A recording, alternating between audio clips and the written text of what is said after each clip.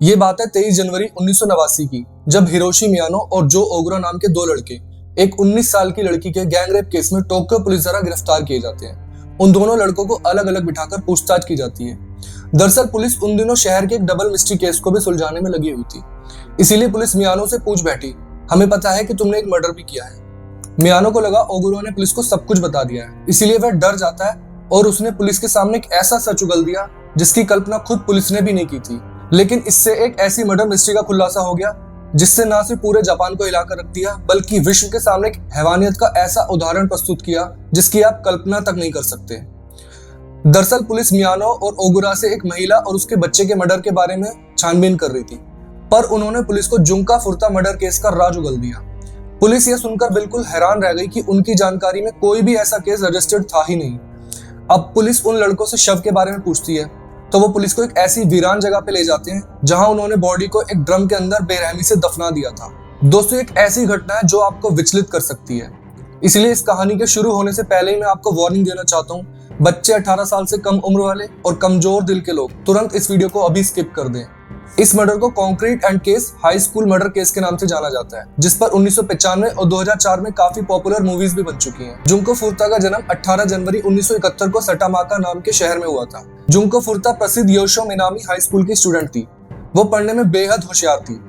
वह प्रतिदिन समय से स्कूल जाती थी और वह हर उस अच्छी आदत से भरपूर थी जिसे एक पेरेंट अपने बच्चे में देखना चाहते हैं। वह अकेली बहन थी, जबकि उसका एक छोटा और एक बड़ा भाई था। उसके हाई स्कूल में काफी अच्छे मार्क्स आए थे। उसे पढ़ाई के साथ साथ सिंगिंग में भी काफी रुचि थी, जिसके कारण वो सिंगर बनने की चाह रखती थी। घर, परिवार और स्कूल में उसे ब्यूटी विद ब्रेन के नाम से जाना जाता था। वो ना तो ड्रिंक करती थी और ना ही स्मोकिंग और ना ही किसी पार्टी वगैरह में जाना पसंद करती थी। उसे उसके इन्हीं गुणों के कारण स्कूल में ना सिर्फ उसकी एक अच्छी जान पहचान थी, बल्कि स्कूल के लड़के उससे दोस्ती भी करना चाहते थे। हिरोशी मियानो नाम का एक लड़का इन्हीं लड़कों में से एक था। वो जुंका को अपनी गर्लफ्रेंड बनाना चाहता था, लेकिन मियानो एक बिगड़ैल और झगड़ालू किस्म का लड़का था जिसे जुंको बिल्कुल भी लाइक नहीं करती थी, और मियानो को यह बात बिल्कुल भी पसंद नहीं आती, इसीलिए वह उसका पीछा छोड़ने को तैयार ही नहीं था। जब जुंको मियानो को साफ साफ मना कर देती है तो यह बात उसको इतनी चुभ जाती है कि वह उससे बदला लेने का मन बना लेता है और उसे फंसाने के लिए जाल बिछाने का प्लान बना लेता है। मियानो एक टाइल फैक्ट्री में मजदूरी का काम करता था, लेकिन सैलरी कम मिलने के कारण वह उन पैसों से अपने सारे शौक पूरे नहीं कर पाता था। इसीलिए वह पैसा कमाने के लिए गलत रास्ता चुनता है और महज 17 साल की उम्र में जापान का एक कुख्यात गैंग याकुजा से जुड़ जाता है। मियानो अपने स्कूल में माफिया की तरह था, जिससे ना सिर्फ उसके स्कूल के लड़के लड़कियां खौफ खाते थे, बल्कि स्कूल के टीचर्स के मन में भी उसके प्रति खौफ था। उसकी इन्हीं हरकतों के कारण ही उसकी गर्लफ्रेंड ने भी उससे ब्रेकअप कर लिया था, जो कि याकुजा गैंग के ही एक जूनियर मेंबर यशुशी वतनाबे की बहन थी। जापान के खतरनाक याकुजा गैंग में हिरोशी मियानो, जो ओगुरा, यशुशी वतनाबे के अलावा कई अन्य लड़के भी काम करते थे, और इन सभी को उस गैंग में चिंपिया नाम के नाम से जाना जाता था, जो कि याकुजा गैंग में नवनियुक्त नौजवान लड़कों के लिए एक पद होता था। यह सभी लड़के अपहरण, लूटपाट, छेड़छाड़, मारपीट जैसे कार्यों में प्रतिदिन इन्वॉल्व रहते थे। इसके अलावा गैंग रेप के भी कई मामलों में ये आरोपी बन चुके थे। याकुजा गैंग में मुख्य रूप से ऑर्गेनाइज्ड क्राइम एक्टिविटीज में सक्रिय था। जापान की याकुजा गैंग से जुड़े लोग बेहद क्रूर थे। ज्यादातर मेल मेंबर्स इस गैंग के पार्ट थे। जुंको फुर्ता अपनी ग्रेजुएशन ट्रिप के लिए पैसे इकट्ठे कर रही थी, जिसके लिए उसने पढ़ाई के साथ साथ एक पार्ट टाइम जॉब करने का निर्णय लिया, और अक्टूबर 1988 में उसे एक प्लास्टिक मोल्डिंग फैक्ट्री में काम मिल जाता है। इसके अलावा जुंको पढ़ने में बेहद होशियार और मेहनती थी, जिसके कारण हाल ही में उसे एक इलेक्ट्रॉनिक स्टोर में फुल टाइम नौकरी भी मिली थी, जिसे वह हाई स्कूल डिप्लोमा कंप्लीट होने के बाद अगले साल अप्रैल में ज्वाइन करने वाली थी। एक दिन जुंको अपनी जॉब की शिफ्ट खत्म करके तकरीबन रात 8:30 बजे साइकिल से घर जा रही थी। थोड़ी दूर पहुंचने पर कुछ लड़के जा रहे होते हैं और जुंका की साइकिल उन लड़कों की बाइक से टकरा जाती है, या यूं कहें कि वो लड़के जानबूझकर उसको टक्कर मारकर वहां से भाग गए थे। इसके बाद वो लड़के अचानक से गायब हो जाते हैं। अब जुंको साइकिल सहित नीचे गिर जाती है। इसी बीच हिरोशी मियानो उसकी मदद करने के लिए आगे आ जाता है, जिसे जुंको पहले से ही जानती थी। जुंको मियानो से कहती है उसे टोमो यानी ड्रैगन फ्लाई का फाइनल एपिसोड देखना है। यदि वह टाइम से घर नहीं पहुंची तो उसका एपिसोड छूट जाएगा। मियानो वही लड़का था जिसने कुछ समय पहले जुंका को प्रपोज किया था, पर जुंको ने उसे साफ मना कर दिया था। मियानो जुंको से कहता है कि यदि वो अकेले घर पर जाएगी तो वो लड़के उसे रास्ते में दोबारा परेशान कर सकते हैं, इसलिए यदि वह चाहे तो वह उसके साथ घर चल सकता है। जुंको को मियानो की बात समझ आती है और उसे लगता है कि वह मियानो के साथ सुरक्षित घर पहुंच जाएगी। मियानो की बातों में आना उसकी जिंदगी का सबसे बड़ा गलत डिसीजन था, क्योंकि सच तो यह था कि जुंको अब कभी घर पहुंचती ही नहीं है। दरअसल मियानो जुंका के लिए बिछाए गए जाल में कामयाब हो जाता है और इसके बाद हिरोशी मियानो उसे घर छोड़ने के बजाय एक खाली पड़े गोदाम में ले जाता है और वहां वह उसके साथ जबरदस्ती दुष्कर्म करता है। लेकिन यह तो जुंका के साथ हुई घटना की बस शुरुआत थी। इसके बाद तो मियानो और उसके साथियों ने उसके साथ हैवानियत की सारी सीमाएं तोड़ दी। जुंको के साथ जो होता है जिसकी शायद उसने कभी कल्पना भी नहीं करी होगी। दरअसल टक्कर मारने वाले कोई और नहीं बल्कि हिरोशी मियानो के ही दोस्त थे और वो भी उसी की तरह याकुजा गैंग में काम करते थे। अब हिरोशी मियानो जुंका को पास के एक होटल में ले जाता है और वहां वह अपने दोस्त नोबुहारो मिनाटो, जो ओगुरा, यशुशी वतनाबे को बुलाता है और वो सभी उसके साथ बारी बारी से दुष्कर्म करते हैं। अब जुंको की जिंदगी एकदम से करवट ले चुकी थी। उसे समझ नहीं आ रहा था कि आखिर उसने ऐसा कौन सा काम कर दिया कि ये लड़के उसके पीछे पड़ गए हैं। इसके बाद भी ये लड़के शांत नहीं होते। इसके बाद हिरोशी मियानो जुंका को देर रात 3 बजे एक पार्क में ले जाता है जहां मिनाटो, ओगरा और वतनाबे पहले से ही उसका इंतजार कर रहे थे। इसके बाद यह लड़के वहां पे उसका बारी बारी से बलात्कार करते हैं। इन लड़कों ने जुंका को बैकपैक में रखी नोटबुक से उसके घर का एड्रेस भी देख लिया था, इसीलिए वह उसे धमकी देते हैं यदि उसने यहाँ से भागने की कोशिश की तो याकुजा गैंग के लोग उसके परिवार को मार देंगे। इसलिए जुंको डर जाती है और बेचारी यहाँ से भाग भी नहीं पाती। लेकिन अभी तो जुंको के साथ जो हो रहा था वह तो उसे खतरनाक और भयावह सफर की सिर्फ एक शुरुआत थी। इसके बाद तो मानो वो नर्क से भी बदतर जिंदगी जीने के लिए मजबूर हो जाती है। अब यह लड़के जुंको फुर्ता को अयासे नाम की एक जगह ले जाते हैं जहां उसी गैंग में शामिल एक लड़के नोबुहारो मिनाटो का एक पुराना घर था और वह घर उसके पेरेंट्स के नाम पर था। हिरोशी मियानो, नोबु मिनाटो, यशुशी वतनाबे इस घर के दूसरे फ्लोर को अपना ठिकाना बना लेते हैं और वहीं जुंको की जिंदगी का सबसे खतरनाक अध्याय शुरू हो जाता है। वहां उसके लिए दिन भी काला होता है और रात तो मानो इतनी काली होती है जिसे कोई सोच भी नहीं सकता। उधर जुंको को घर से लापता हुए लगभग 2 दिन हो चुके थे, इसलिए जुंको के माता पिता को उसकी चिंता सताने लगती है और वे उसके साथ अनहोनी की आशंका जताते हैं और पुलिस कंप्लेंट में जुंको की गुमशुदगी की रिपोर्ट दर्ज कराते हैं। जब यह बात किडनैपर्स तक पहुंचती है तो उन्हें पुलिस द्वारा पकड़े जाने का डर सताने लगता है। तो वो जुंका को फोर्स करते हैं कि अपने पेरेंट्स को फोन करके बताओ कि वो घर से भाग गई है और वह अपने दोस्त के साथ है और बिल्कुल ठीक है। इसके साथ वे लड़के जुंको से अपने पेरेंट्स से यह भी कहने को मजबूर करते हैं कि उन्होंने जो पुलिस कंप्लेंट लिखाई है वो तुरंत उसे वापस ले लें, क्योंकि जिस मकान में जुंको को रखा गया था उसमें अक्सर मिनाटो के माता पिता भी मौजूद रहते थे। इसीलिए मिनाटो जुंको से कहता है कि वह उसके माता पिता के सामने उसकी गर्लफ्रेंड होने का नाटक करे। हालांकि मिनाटो के पेरेंट्स को कहीं ना कहीं ये बात की खबर थी कि जुंको उसकी गर्लफ्रेंड नहीं बल्कि वो उसे जबरदस्ती यहाँ पकड़ कर लाए हैं। लेकिन जापान के खतरनाक चोर लुटेरे गैंग से जुड़े होने के कारण वो भी उससे बात करने से डरते थे। यदि उन्होंने इस लड़कों से कुछ कहा या बात करी या पुलिस को बताया तो यह उनकी जिंदगी के लिए काल बन जाएंगे। मिनाटो के माता पिता ने बताया कि याकुजा गैंग से जुड़ने के बाद वो उनके लिए खतरा बनता जा रहा था और प्रतिदिन उनसे लड़ाई झगड़ा भी किया करता था, इसलिए वे उससे दूरी बनाकर रखते थे। इसलिए जब मिनाटो को पता चलता है कि उसके माँ बाप उसकी पुलिस रिपोर्ट नहीं करेंगे तो वो खुलकर अपनी दरिंदगी को अंजाम देने लगे। अब 28 नवंबर की रात को मियानो अपने साथियों कोइची निहारा, टेटुसुओ नाकुमारा और अन्य 2 अज्ञातों को मिनाटो के घर बुलाता है और वो सीधे उस कमरे में चले जाते हैं जहां जुंको को बंधक बना के रखा गया था। जुंको उस समय मियानो द्वारा कुछ दिन पहले ही दुकान से चोरी किए गए फुल टी-शर्ट और स्कर्ट को पहनी हुई थी। इसके बाद वो सभी जुंको के सामने एक कप सिरप पीकर अपने आप को इस तरह से पेश करते हैं जैसे उन्होंने बहुत सारा नशा कर रखा हो और यह देखकर जुंको वहां से भागने की कोशिश करती है और जोर जोर से चिल्लाने लगती है, जिसकी आवाज सुनकर मिनाटो के पेरेंट्स नींद से उठ जाते हैं और जुंको की आवाज को दबाने के लिए वहां पर मौजूद लड़कों में से तिहारा नाम के एक लड़के ने उसके मुंह को तकिए से दबा दिया जिससे उसकी आवाज बाहर न जा सके और मियानो ने उसकी टांगों को कसकर पकड़ लिया जिससे वो भागने का प्रयास न कर सके। इसी बीच मिनाटो अपने पेरेंट्स को ऊपर आता देखकर उन्हें बीच में ही रोककर कहता है कि कुछ नहीं हुआ है, आप जाइए। हालांकि मिनाटो के माता पिता को यह आभास हो चुका था कि वो कुछ गलत काम को अंजाम दे रहे हैं, लेकिन उनको कहीं ना कहीं इस बात का डर सता रहा था यदि उन्होंने यह बात पुलिस को बता दी या इस चीज के लिए उन्होंने अपने बेटे से पंगा ले लिया, या तो वह खुद उनकी जान का दुश्मन बन जाएगा या फिर याकुजा गैंग के लोग ही उनकी जान ले लेंगे। इसीलिए उनमें इस काम को रोकने की हिम्मत ही नहीं हुई। इस रात तो मानो जुंका फुर्ता के साथ वह होता है जिसकी कोई कल्पना भी नहीं कर सकता। वो सभी लड़के जुंको के साथ बारी बारी से रेप करते हैं। अब जुंको पूरी तरह से सुध-बुध खो बैठी थी और ऊपर छत की ओर एक टकी लगाए देखे जा रही थी। उसका शरीर पूरी तरह से निस्तेज हो चुका था। वो लड़के जुंका को 40 दिनों तक नर्क से भी बदतर जिंदगी जीने पे मजबूर कर देते हैं। इतने दिनों तक उसके साथ हैवानियत का ऐसा खेल खेलते हैं यदि जिसे दुनिया का सबसे भयावह क्राइम बोला जाए तो गलत नहीं होगा। जुंको के साथ उन दरिंदों ने 40 दिनों तक कई बार गैंगरेप किया। उसे कई दिनों तक भूखा रखा गया। उसे बिना कपड़ों के माइनस टेम्परेचर में बालकनी में सोने को मजबूर किया गया।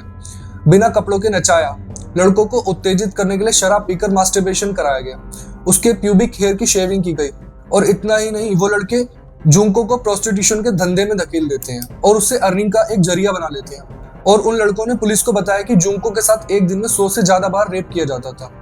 उन 40 दिनों में 400 से ज्यादा बार उसका रेप हुआ था। जुनको के साथ हुई इस तरह की दरिंदगी सुनकर अब तक आप सभी लोगों का खून जरूर खोल उठा होगा, जो कि लाजमी है। लेकिन दोस्तों, यह उसके साथ हुई दरिंदगी का कुछ ही हिस्सा है। इसके बाद जो जुंको के साथ हुआ, उसे सुनकर आप सभी अपना आपा खो बैठेंगे। एक बार जुंको के साथ हो रही बर्बरता की भनक पुलिस को लग जाती है और पुलिस नोबुहारो मिनाटो के घर भी पहुंच जाती है। जहां मिनाटो के माता पिता गेट खोलते हैं तो पुलिस उनसे कहती है यहाँ एक लड़की को बंधक बनाकर रखा गया है।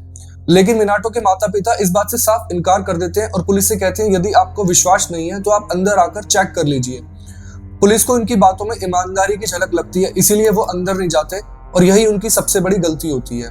नहीं तो यह केस उसी समय खुल जाता और जुंको की जान भी बच सकती थी। इसके अलावा जुंको किडनैप होने के कुछ ही दिनों बाद पुलिस को अपने साथ हो रही बर्बरता की जानकारी देने की कोशिश करती है, लेकिन उसकी बात पुलिस से हो पाती इससे पहले ही उसे यह करते हुए हिरोशी मियानो ने देख लिया और पुलिस की रिटर्न कॉल आई तो हिरोशी मियानो ने पुलिस से कह दिया कि फोन गलती से लग गया था। इस बात से नाराज हिरोशी और उसके दरिंदे साथियों ने मिलकर इतना जुल्म किया कि जुंको पूरी तरह से बेबस हो चुकी थी। वह ना तो कुछ कर सकती थी और ना ही उसमें अब अपने खिलाफ हो रहे अत्याचार के खिलाफ आवाज उठाने की ताकत बची थी। मियानो ने एक बार उसकी नाक में मुक्का मारा, जिससे उसकी नाक खून से भर गई और वो ठीक से सांस भी नहीं ले पा रही थी। जुंको अब बस चुपचाप सब कुछ सहन किए जा रही थी और मन ही मन ऊपर वाले से प्रार्थना कर रही थी जितना जल्दी हो सके उसकी मौत आ जाए। इतनी दयनीय स्थिति होने के बावजूद वो लड़के उस पर बिल्कुल भी रहम नहीं खा रहे थे। वो कभी उसे जबरदस्ती कॉकरोच खिलाते तो कभी सिगरेट लाइटर के लिक्विड से उसकी स्किन को जलाते, जिससे उसकी स्किन छूटकर गिरने लगती है। उनका इससे भी मन नहीं भरा तो उसके प्राइवेट पार्ट में आयरन की रोड, कैंची, लाइटर बल्ब जैसे ऑब्जेक्ट डालते हैं और ना जाने कैसी कैसी यातनाएं देते हैं जिन्हें बता पाना नामुमकिन है। अब इस खतरनाक मुश्किलों से गुजरने के बाद जुंको ना तो कुछ खा सकती थी और ना ही पी सकती थी। 1 महीने में उसकी इतनी बुरी हालत हो जाती है वह चल भी नहीं पाती है और सीढ़ियों से होकर नीचे बाथरूम तक जाने में उसको 1 घंटे तक का समय लग जाता था और इस बीच वो रास्ते में ही बाथरूम कर देती थी। इतनी प्रताड़ना के बाद जुंको का शरीर पूरी तरह से चेंज हो चुका था। अब उसे कोई भी पहचान नहीं सकता था। उसके चेहरे पर बहुत ज्यादा सूजन आ गई थी। उसका शरीर पूरी तरह से डगमगा जाता है। उसके हाथ पैर चलना बंद हो जाते हैं। उसके शरीर में कई जगह की हड्डियां टूट चुकी थी और वो लोग उसे अब जबरदस्ती कोई काम करवाते थे तो वो 1 कदम खड़ा होकर चलने की कोशिश भी करती थी तो गिर जाती थी। आप उसके ऊपर किए गए अत्याचारों का अंदाजा इसी से लगा सकते हैं कि जब जुंको के ऊपर जुल्म पर जुल्म हो रहा था तो वो उनसे जान की भीख नहीं मांग रही थी, बल्कि जान से मार डालने की भीख मांग रही थी ताकि उसके ऊपर हो रहे इन जुल्मों का अंत हो सके। जुंको की स्किन काफी हद तक जल चुकी थी और उसमें पस भी पड़ जाती है। अब उसके शरीर से अजीब सी स्मेल आने लगी थी, जिसके कारण उन लड़कों का अब उससे इंटरेस्ट खत्म हो जाता है। वो लड़के अपना सेक्सुअल इंटरेस्ट को पूरा करने के लिए एक अन्य लड़की को ठीक उसी तरह से किडनैप करते हैं जिस तरह से उन्होंने जुंको को किया था और उसी के जुल्म में पुलिस ने उनको गिरफ्तार किया था, जिसकी कहानी हम वीडियो में पहले ही आपको बता चुके हैं। अब 4 जनवरी 1989 को मियानो जुंको से महजोंग नाम का एक गेम खेलने के लिए कहता है, जिसमें जुंको उससे जीत जाती है। इतने मेंटल ट्रॉमा से गुजरने के बावजूद वह गेम को जीत जाती है, जिससे आप उसके मेंटल लेवल और उसके टैलेंट का अंदाजा लगा सकते हैं। पर यह बात उन लड़कों को नागवार गुजरी और इस बार तो उस पर वह अत्याचार किया गया जिससे उसकी जिंदगी का अंत हो गया। हिरोशी मियानो ने उसे एक सीलिंग से लटका दिया और पंचिंग बैग की तरह इस्तेमाल किया। उसके बाद उसके शरीर को फिर से लाइटर लिक्विड से जलाया और उसकी आंख में जलती हुई मोमबत्ती रख दी, जिससे उसकी आंख की पुतली तक जल गई और उसे अपने खुद का यूरिन पीने तक के लिए विवश किया गया।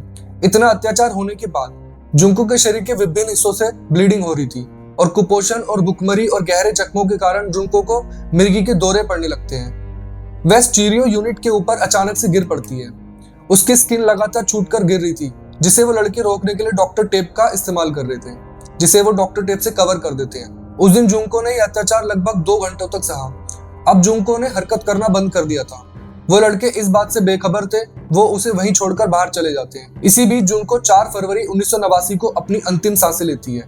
24 घंटे बाद जब मिनाटो का भाई जुंको के पास आकर देखता है कि उसके शरीर ने हरकत करना बंद कर दिया है, तब वह यह बात उन दरिंदों को बताता है, जिसके बाद वो लोग डर जाते हैं और कहीं पुलिस उन्हें पकड़ डाले, इसीलिए वो अब शव को ठिकाने लगाने की सोचने लगते हैं। जुंको के मरने के बाद वो लड़के उसकी बॉडी को एक ब्लैंकेट में लपेटकर एक ट्रैवल बैग में भर देते हैं।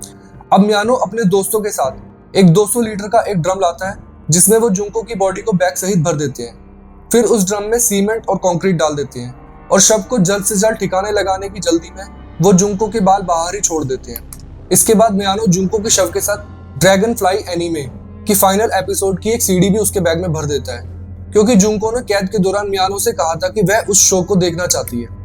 उसकी सीडी वह उस बैग में इसलिए नहीं रखता क्योंकि उसे पछतावा हो रहा था, बल्कि उसे डर था कहीं जुंको की आत्मा उसे परेशान ना करे। और इतना सब करने के बाद वो लड़के उस ड्रम को एक ट्रक में ले जाकर किसी कंस्ट्रक्शन साइट के पास फेंक देते हैं, जहां लोगों का इतना आना जाना नहीं था।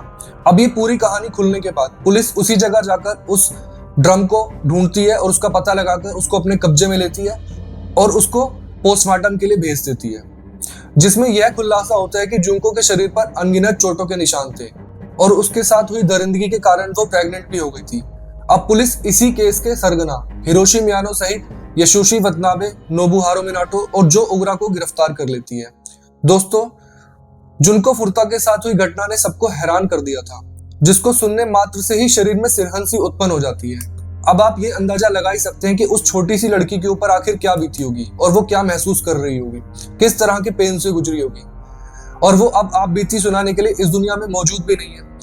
इसके बाद 1990 में टोक्यो की कोर्ट में जुनको फुर्ता के हवालों पर सुनवाई होती है, जिसमें कोर्ट द्वारा उन लड़कों पर सीधे मर्डर का केस दर्ज कराने के बजाय जुनको फुर्ता को शारीरिक चोट पहुंचाने से हुई डेथ का कारण मानती है।